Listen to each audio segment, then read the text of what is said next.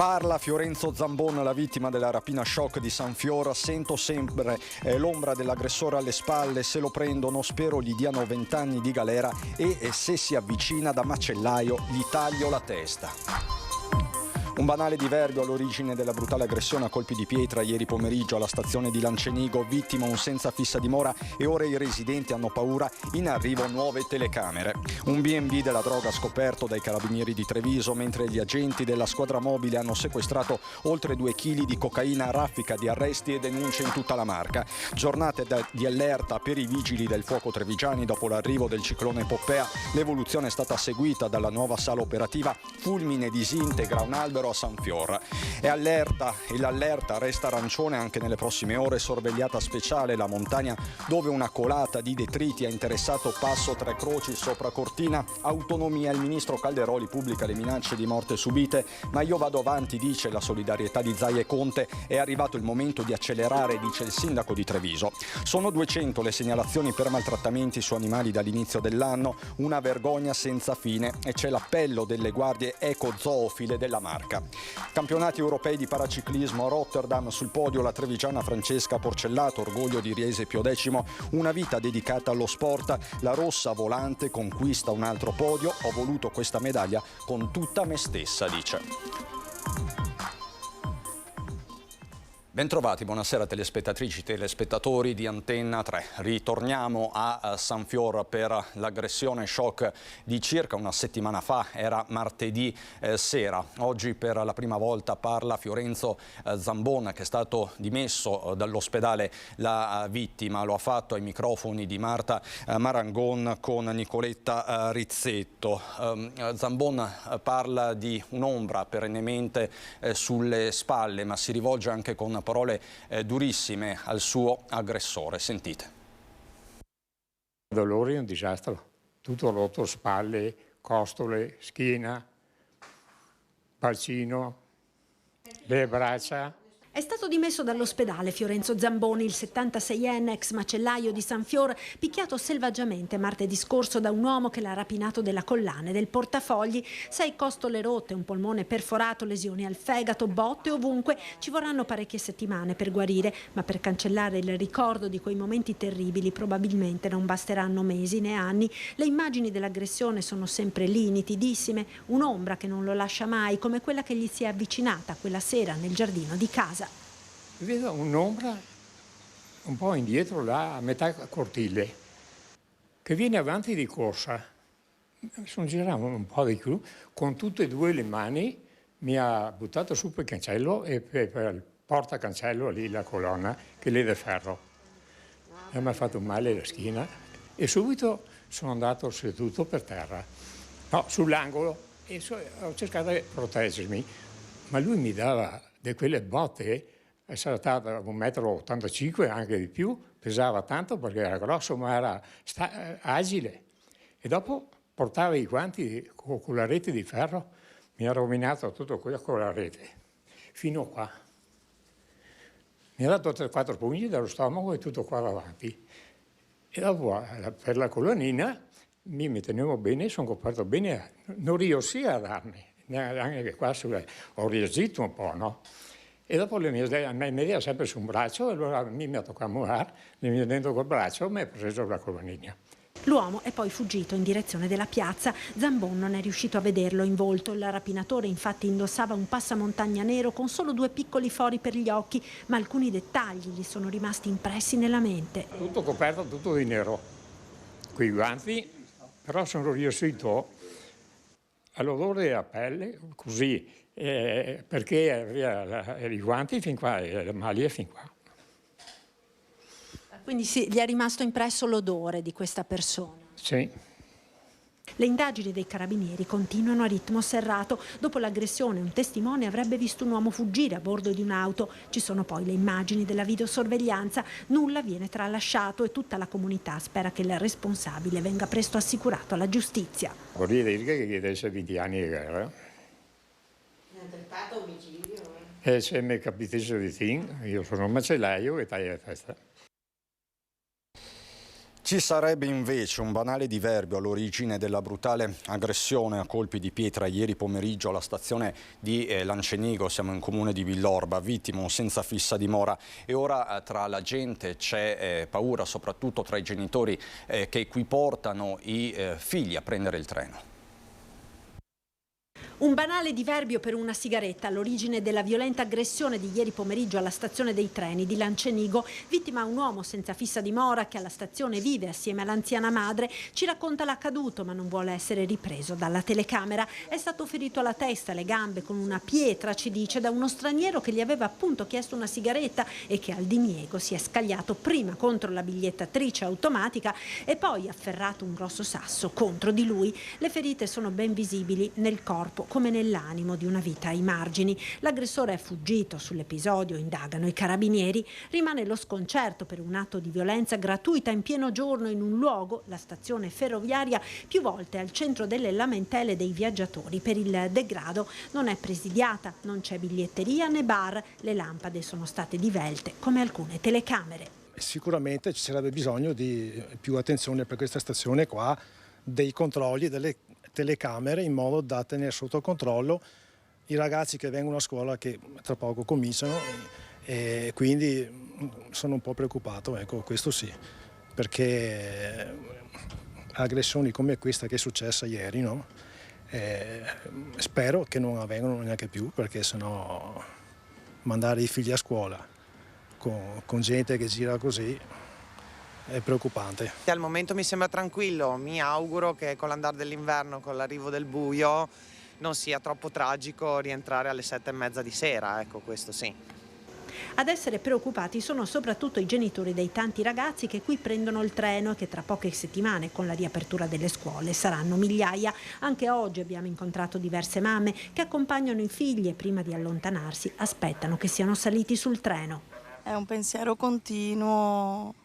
È un disagio, è una piaga che si sta allargando.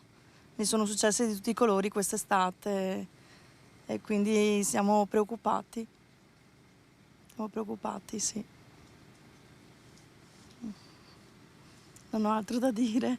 Sono una mamma e come tutti i genitori speriamo che non capitino mai ai nostri. Nel frattempo precise rassicurazioni arrivano dal sindaco di Villorba Soligo. Noi stiamo intervenendo con le competenze che abbiamo. Ho chiamato le Ferrovie dello Stato per chiedere se possiamo videosorvegliare anche all'interno della sala d'aspetto, perché è la sala d'aspetto dove è anche rifugio di qualche closciardo. Conosciamo chi frequenta appunto quella sala d'aspetto, che ha sempre negato e non ha mai voluto l'aiuto dei nostri servizi sociali. Così il sindaco di Villorba, Francesco Soligo, dopo l'aggressione alla stazione di Lancenigo, che ha sollevato due problemi, quello del singolo caso del senza tetto vittima del pestaggio e quello del degrado dell'area lamentato da viaggiatori e genitori. Per incrementare la sicurezza si interverrà, annuncia il sindaco, potenziando la videosorveglianza. Le telecamere le stiamo implementando, verranno sostituite anche nella zona esterna della stazione. Noi abbiamo 85 telecamere di videosorveglianza in tutto il territorio, la stiamo portando a 150. Per quanto riguarda il presidio durante l'anno scolastico sono presidiati sia all'arrivo che al ritorno dell'orario scolastico dai nostri vigili e dal personale della Ferrovia dello Stato. Droga, fiumi di droga nella Marca, ci sono anche dei sequestri record. Da qualche giorno le indagini degli agenti della squadra mobile di Treviso si erano concentrate su un trentenne di origine dominicana incensurato, senza occupazione, sorpreso mentre consegnava sostanza stupefacente a bordo della sua auto. Da qui la necessità degli investigatori di intervenire quanto prima. Durante la perquisizione della vettura, poi estesa anche all'abitazione, i poliziotti hanno trovato oltre 2 kg di cocaina e 2.500 euro in contanti. Per il trentenne scattato l'arresto. Operazione antidroga anche dei carabinieri Carabinieri di Treviso, che venerdì sera hanno arrestato 3 uomini di origine albanese di 23, 24 e 30 anni per detenzione di sostanza stupefacente ai fini di spaccio, mentre un 31enne trevigiano è stato deferito in stato di libertà per resistenza pubblico ufficiale. I militari hanno sorpreso il 24enne mentre a Casier cedeva una dose di cocaina al 31enne, che poi, per evitare il controllo delle forze dell'ordine, si è allontanato al volante della sua auto effettuando manovre pericolose. Alla fine, dopo una breve fuga, i carabinieri lo hanno rintracciato nella sua abitazione. Qui l'uomo ha consegnato la droga acquistata poco prima. Contemporaneamente i militari hanno perquisito anche l'auto del 24enne cittadino albanese, dove hanno scoperto 3 dosi di cocaina e 265 euro in contanti. I controlli dei carabinieri si sono poi spostati in un B&B della Marca, dove era domiciliato il ragazzo, e qui sono stati identificati gli altri 2 connazionali e scoperti ulteriori 478 grammi di cocaina suddivisi in 530 dosi. Sequestrati infine 740 euro in contanti, una bilancia elettronica di precisione e materiale per il confezionamento dello stupefacente.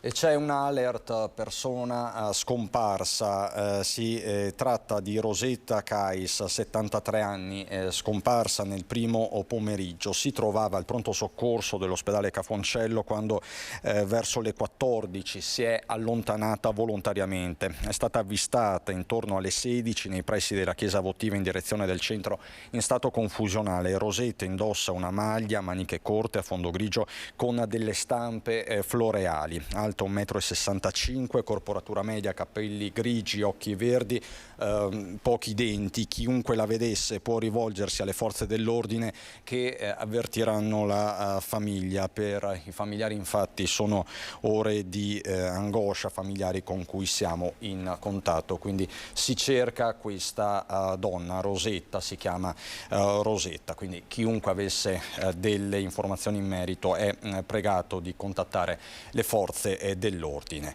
E veniamo al maltempo, perché anche nella Marca trevigiana è arrivato il ciclone Poppea. Fortunatamente non si sono registrati danni al momento, c'è stato un fulmine che si è abbattuto a Sanfiora disintegrando un albero. Ore comunque di allerta per i vigili del fuoco che da qualche giorno possono contare, come ci racconta Nicola Marcato, su una nuova sala operativa.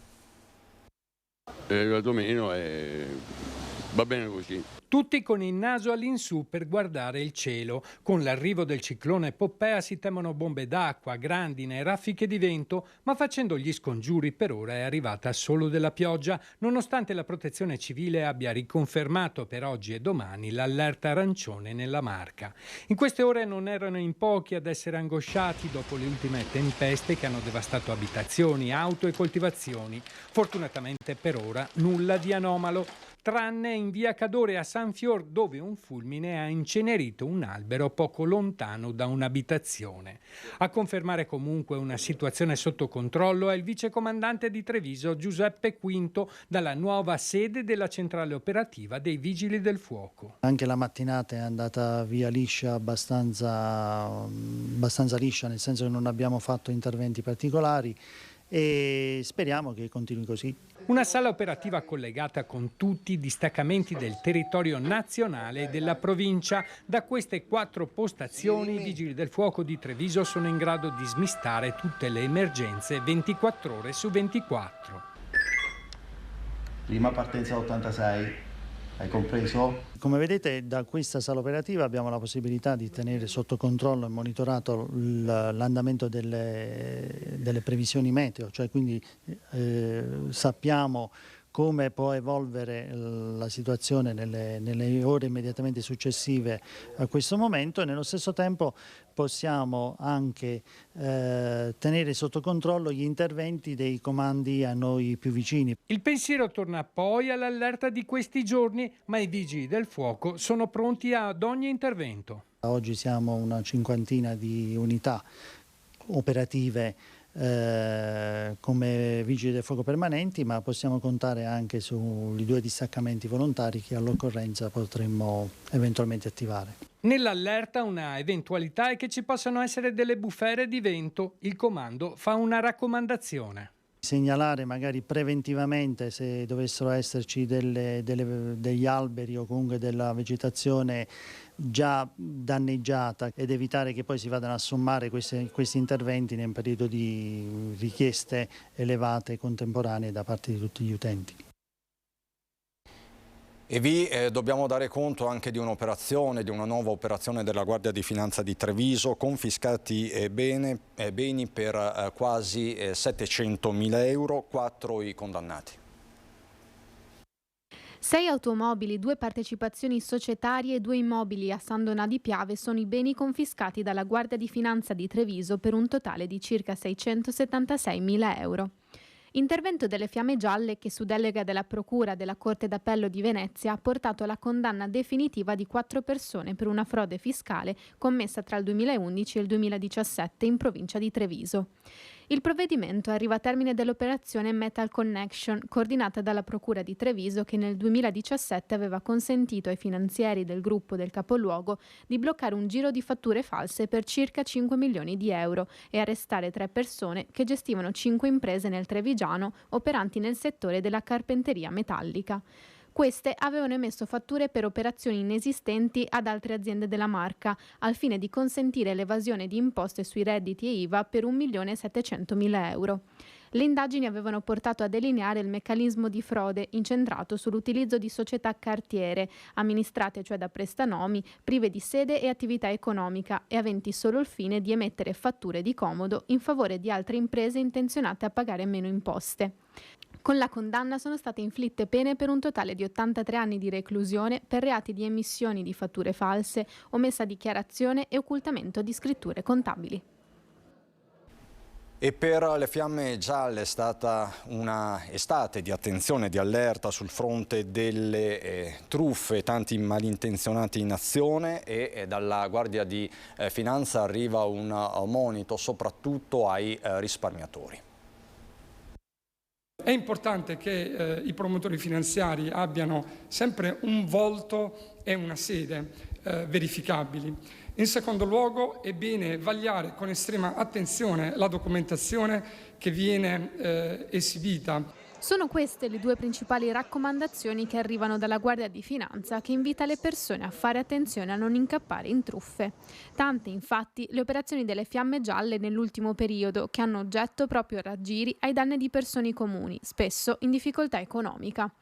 Il suggerimento è quello di rivolgersi sempre a dei consulenti di fiducia nel momento in cui qualcuno possa proporre investimenti che paiano facili e vantaggiosi. È bene diffidare da investimenti che prevedono importanti guadagni ed è altresì fondamentale diffidare di chi con particolare fretta e insistenza propone di aderire a questi investimenti. In caso di sospetti, il Corpo della Guardia di Finanza ricorda che il numero da chiamare è il 117, attivo 24 ore su 24, 7 giorni su 7, per denunciare qualora si pensi di essere vittime di truffa. È bene presentare immediatamente denuncia al reparto della Guardia di Finanza più vicino, oppure rivolgersi alle altre forze dell'ordine o ancora direttamente alla Procura della Repubblica competente per territorio. E dopo i fatti di cronaca che arrivano da Palermo e Caivano si torna con urgenza a parlare di violenza sulle donne, di violenza di genere. Dal ministro Valditara un piano, l'annuncio di un piano per le scuole per introdurre nelle classi delle superiori l'educazione sessuale. Da Treviso c'è però l'analisi di una preside in particolare. Serve una vera e propria programmazione, non iniziative spot. Si tratterà di vedere se c'è un piano, com'è articolato, sicuramente una problematica della quale occuparsi, ma ripeto, lo facciamo già. È convinta dell'importanza dell'educazione sessuale affettiva nelle scuole Manuela Paul, dirigente dell'Istituto Max Planck. Resta scettica però sulle modalità di messa in opera dell'iniziativa. Educazione alla sessualità voluta dal ministro Giuseppe Valditara alla luce dei fatti di Palermo e Caivano. Un piano che mette al centro i ragazzi in progetti di peer education, ovvero di educazione tra pari. loro a salire in cattedra, ideando progetti e scambiando conoscenze sulla materia. Già presenti nei programmi, però, nelle ore dedicate all'educazione civica, percorsi di sensibilizzazione ed educazione alle tematiche di genere, nonché di contrasto alla violenza sulle donne. Ma per fermare un fenomeno capillare e culturale come la violenza di genere serve un'organizzazione diversa del sistema scuola. Ci vuole trasversalità per l'educazione civica, perché bisogna far crescere uomini e donne responsabili, maturi, critici e rispettosi gli uni degli altri, non con una oretta dedicata. Linee guida tracciate dal Ministero dell'Istruzione che saranno presto recapitate ai presidi. Il progetto prevede che in classe si facciano corsi di formazione sulla parità di genere, il rispetto dell'altro sesso e contrasto ad ogni residuo, come si legge nella nota del ministro Valditara, di machismo e maschilismo. Se le intenzioni del Ministero sono quelle appunto di renderla, di non lasciare che questa progettualità sia magari rimessa alla discrezionalità delle scuole, ma far sì che entri proprio nei programmi, nel PTOF, ben venga, perché credo che non possiamo più aspettare. Questo nelle ore in cui la Premier Meloni ha annunciato, lo possiamo vedere dall'Ansa.it, di voler andare a Caivano, no a zone franche per il crimine. Caivano che è stato teatro di questo stupro di gruppo ai danni di 2 bambine. E veniamo a un altro fatto politico di giornata, un fatto politico nazionale molto grave con ripercussioni anche locali, minacce di morte al ministro Roberto Calderoli per la legge di riforma sull'autonomia. È subito scattata la solidarietà del territorio veneto da Zaia a Conte, sindaco di Treviso, che chiede però anche di accelerare sull'iter. Ci tengo a portare tutta la mia solidarietà e quella dei sindaci veneti al ministro Calderoli, colpevole di svolgere il suo ruolo con grande impegno, con grande passione, e si trova addirittura minacciato, sembra dalla mafia, a firma della mafia, poi è tutto da verificare, però comunque ogni minaccia che un amministratore riceve è sempre un brutto segnale per la democrazia. Che il tema sia politicamente incandescente non è certo una novità, ma stavolta la dialettica non c'entra nulla. È lo stesso ministro Roberto Calderoli mattinata a diffondere il testo del messaggio ricevuto, una lettera scritta in stampatello maiuscolo. Se non la smetti di attuare la politica di genocidio nei confronti del Sud, con la nostra potenza di fuoco noi vi uccideremo. Siamo la mafia, non ci costa niente uccidervi. Parole violente, a tratti farneticanti, con Calderoli che risponde a stretto giro via social: non ho paura delle minacce, non mi spavento e vado avanti fino a quando non avrò realizzato l'autonomia regionale e poi dopo andrò a fare il pensionato sul mio trattore, scrive il ministro. Il primo a solidarizzare è il presidente Luca Zaia, che parla di gesto contro un processo di riforma totalmente democratico. Segue il capogruppo leghista Palazzo Ferrofini Alberto Villanova. I veneti ripudiano la violenza e sono a fianco di chi si batte per l'autonomia. Una partita, dice Mario Conte, che resta aperta, rivolgendosi allo stesso esecutivo. Diciamo che l'autonomia era uno dei punti cardini del programma elettorale del governo Meloni e del centrodestra, quindi noi invitiamo il governo a mantenere l'impegno con gli elettori. Semplicemente crediamo fortemente che l'autonomia sia una soluzione per questo problema e non una sottrazione di risorse per qualcuno. Noi non vogliamo sottrarre risorse a nessuno, quindi noi chiediamo l'autonomia. Lo abbiamo fatto ribadire ai veneti attraverso il referendum e quindi oggi chiediamo al governo di portare avanti con determinazione questo impegno che ci siamo presi.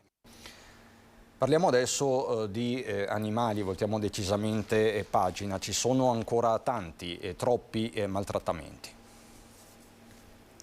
240 segnalazioni sono quelle pervenute da inizio anno alle guardie ecozoofile della provincia di Treviso per sospetti casi di maltrattamenti ad animali. Situazioni poi verificate dai volontari che, laddove vi siano le condizioni, hanno la possibilità di comminare sanzioni penali o amministrative. La maggior parte degli interventi che facciamo sono controlli sulla detenzione, perché magari il cane, come si diceva prima, è in recinto, Purtroppo facciamo ancora molti interventi per cani detenuti a catena. Fortunatamente i casi di maltrattamenti veri e propri sono una piccola percentuale. Basti dire che nel 2022 sono stati 240 gli interventi e 6 le denunce penali. Spesso poi le segnalazioni si risolvono con un'azione formativa dei volontari nei confronti dei proprietari. Un buon 50% sono segnalazioni che alla fine riportiamo all'interno di un ambito che sia quello corretto di detenzione. Per noi arrivare a fare una sanzione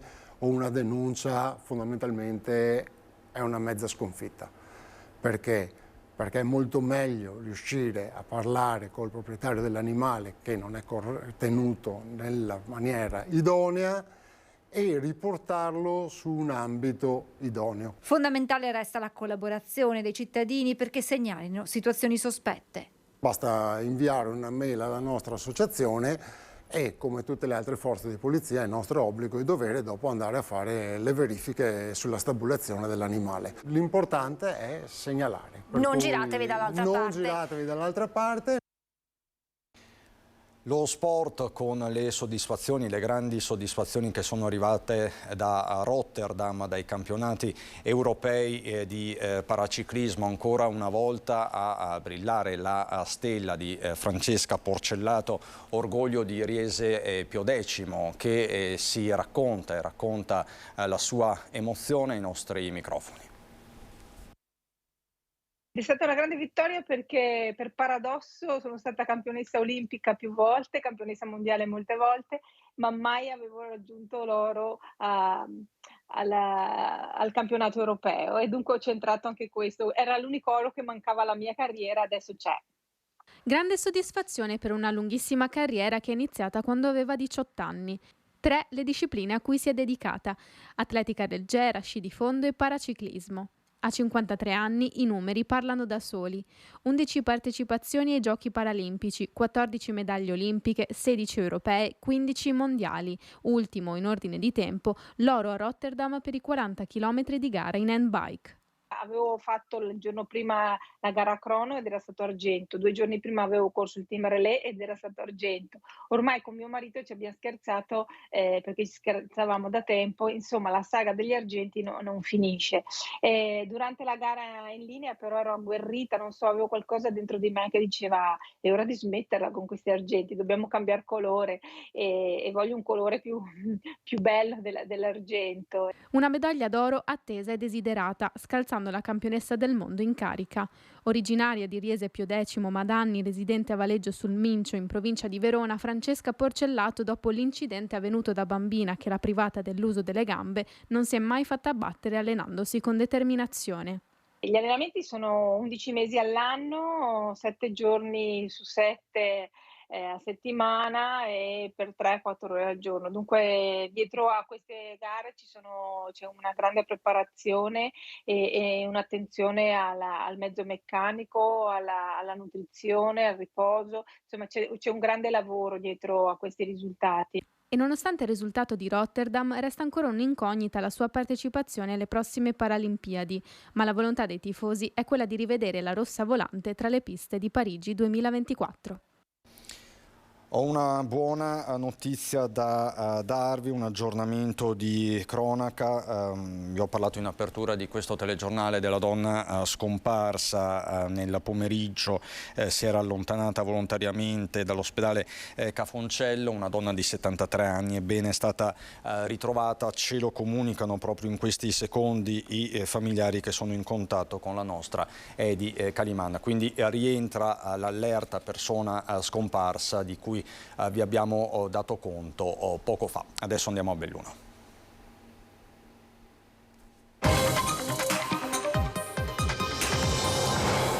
Nel Bellunese, dove l'atteso maltempo ha portato piogge e frane fra il Cadore e il Comelico, al passo Tre Croci, in mattinata evacuati in via precauzionale l'albergo, un bed and breakfast e un condominio. Facciamo il punto con Tiziana Bolognani. Stavolta non sono stati il vento e nemmeno la grandine a fare paura. In montagna l'attesa ondata di maltempo ha messo in moto le frane che la settimana scorsa avevano dato segnali di instabilità.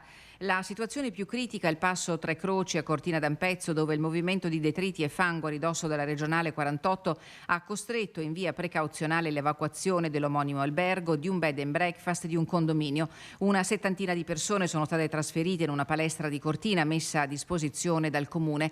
Stamattina la decisione è arrivata dopo il sopralluogo eseguito da un funzionario dei Vigili del Fuoco accompagnato dal sindaco di Cortina Lorenzi, dai tecnici del comune e dalla Polizia di Stato. I Vigili del Fuoco hanno iniziato il monitoraggio della frana e la strada è stata chiusa per il rischio di caduta massi. In mattinata in zona sono arrivati anche il comandante provinciale dei pompieri Antonio Del Gallo e l'assessore regionale alla protezione civile Giampaolo Bottacin. Sempre nel comune di Cortina, colata di detriti ad Acquabona di Sopra con esiguo materiale fangoso sulla sede stradale. L'intervento di rimozione è stato tempestivo e non è stato necessario interrompere la 51 di Alemagna. Chiusa per colata di detriti anche la provinciale 33 di Sauris fra Casera Razzo fino al confine con la provincia di Udine e la 48 fra Rio Gere e il bivio Misurina. La pioggia persistente ha rimesso in moto i noti dissesti in comuni di Lozzo di Cadore, in particolare lungo la strada che sale a Pian dei Buoi e fra Pian dei Buoi e Auronzo. I tecnici della difesa del suolo della provincia hanno già disposto la pulizia in somma urgenza sulla strada che con molta probabilità sarà eseguita fra martedì e mercoledì. Interrotta per caduta piante anche la panoramica del Comelico fra Costa Lissoio e Costalta. Vi ricordo che l'allerta resta arancione praticamente su tutto il territorio regionale fino a domani, così ha decretato lo stesso centro decentrato della protezione civile della regione del Veneto.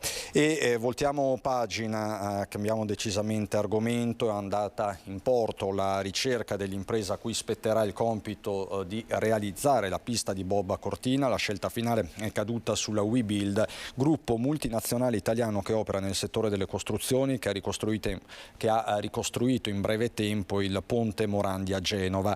Simico, la società infrastrutture olimpiche, riferisce che le trattative si concluderanno entro 10 giorni per consentire l'apertura del cantiere entro settembre. I lavori, costo 81 milioni di euro, dovranno durare non più di 807 giorni. Poi il nuovo impianto Eugenio Monti andrà riconsegnato per l'omologazione della pista e i test preolimpici. WeBuild, ex Salini in Pregilo, ha costruito anche lo Stadio Olimpico a Roma per i mondiali del 1990. Sfuma pertanto l'ipotesi del presunto accordo Italia-Austria per l'utilizzo della pista di Innsbruck. La lettera del sindaco di Innsbruck è stata letta come un attacco politico all'organizzazione di Milano Cortina 2026, subito respinto da Simico e Fondazione Cortina e dal presidente Malagò. Ce la faremo da soli, ha detto Malagò, e così sarà.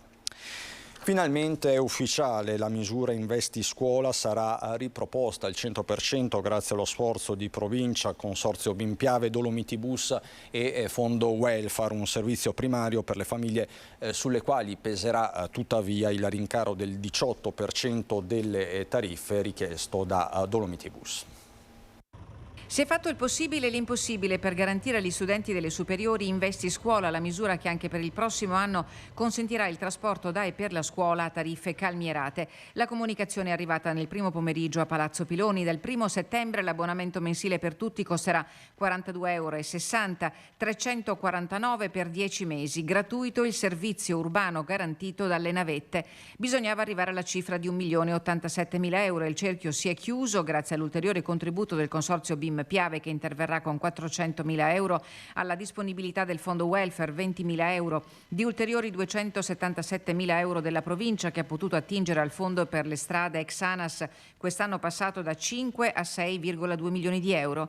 Ringraziamenti anche a Dolomiti Bus, che interviene con 140.000 € non derivanti dalla divisione degli utili annunciati dal senatore De Carlo. L'utilizzo degli utili dei dividendi è una estrema ratio che soprattutto va a indebolire la società che in questo momento non ha bisogno di essere indebolita, perché i rischi sono tanti e si vedono un rischio di toccare quello che è lo stato patrimoniale della nostra società, anche alla luce del rinnovo del contratto di servizio che è avvenuto lo scorso anno. Una proposta mai presa in considerazione dai soci. La provincia detiene il 40% di Dolomiti Bus, ma data per acquisita da Fratelli d'Italia, che in modo inusitato si è fatta portavoce dell'azienda di trasporto bellunese. Reale e concreto il sostegno economico del consorzio BIM, che in 6 anni ha investito oltre 2 milioni di euro e che oggi chiede che la misura diventi strutturale. Crediamo che questa misura debba trovare una sua base strutturale.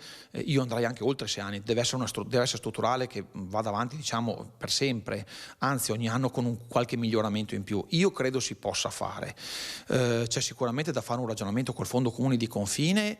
So che non è una partita facile. E poi c'è la richiesta alla Regione di applicare l'addizionale IRPEF, che rappresenterebbe una boccata d'ossigeno per i territori marginali. Attraverso questi fondi si potrebbe aiutare sia l'unico studente nella provincia di Belluno, ma anche altre importanti azioni, ad esempio sulle socioassistenziali, pensiamo alle case di riposo, ma anche ad altre situazioni che nella provincia di Belluno, ma anche Regione Veneto, hanno necessità di risorse. Prima campanella oggi per la Dolomiti Summer School nelle aule di Palazzo Bembo a Belluno, presenze raddoppiate, un grande unico obiettivo, quello di creare le basi per una città davvero universitaria e a misura di studente. Una ventina di giovani partecipanti alla settimana di orientamento per la scelta della facoltà universitaria, 5 giornate, ognuna delle quali dedicata all'approfondimento delle conoscenze nel campo dell'ingegneria, delle scienze mediche, dello sport, delle lettere, del marketing, dell'informatica e della robotica. Confindustria Belluno Dolomiti con la sua presidente sono soddisfatti. Ora si guarda al prossimo obiettivo, dichiara Loren Berton, quello di attivare il corso di laurea in informatica con l'Università di Verona. E noi adesso andiamo a Feltre per parlare di gestione dei rifiuti. Rifiuti solidi urbani, Mugnai per sperimentare e visto il buon esito la strategia verrà allargata. Tolta la chiavetta per il conferimento di carta e plastica, i rifiuti abbandonati fuori dai cassonetti, anche se purtroppo continuano ad essercene, sono sensibilmente diminuiti. L'esperimentazione è andata bene, gli abbandoni sono calati, per cui adesso passiamo a una seconda fase di sperimentazione, perché in quel caso lì abbiamo cambiato tutti i cassonetti. I cassonetti di Feltre sono praticamente nuovi, sono stati acquistati da pochi anni, è stato anche un costo ingente per l'amministrazione. Vediamo di recuperare gli stessi cassonetti, però aprendo, facendo un'ulteriore sperimentazione, aprendo proprio l'elettronica, in modo che sia sempre aperta. Rifiuti abbandonati diminuiti, qualità dei rifiuti immutata. L'esperimento verrà gradualmente allargato anche ad altre zone della città. Un cambiamento di cassonetto aperto probabilmente su due parti facilita il conferimento. È stato fatto anche un controllo però da parte degli operatori della qualità del rifiuto e non ci sono stati sostanziali cambiamenti. Noi sappiamo che abbiamo una percentuale molto alta, 83% mi pare, di raccolta differenziata, per cui bisogna riconoscere anche ai cittadini nostri un impegno da questo punto di vista. Non ho ulteriori aggiornamenti né da Belluno né da Treviso, e quindi tutto anche per questa edizione. Vi lascio alle previsioni del tempo. Buona serata.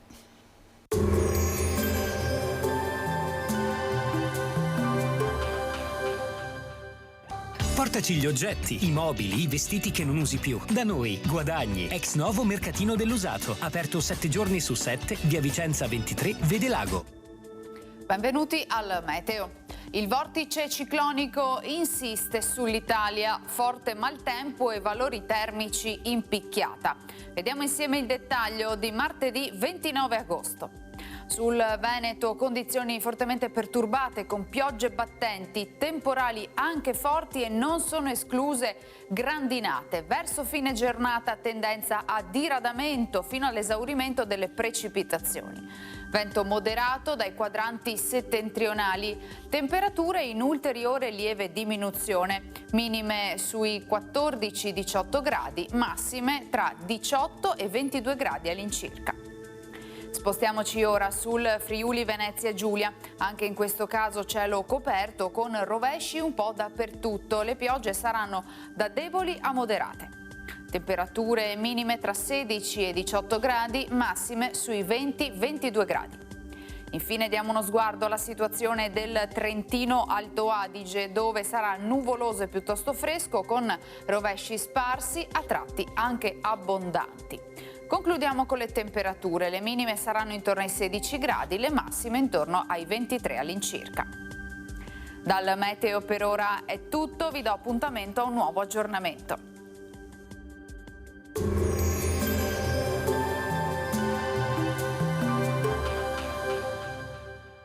Portaci gli oggetti, i mobili, i vestiti che non usi più. Da noi, Guadagni, ex novo mercatino dell'usato. Aperto 7 giorni su 7, via Vicenza 23, Vede Lago.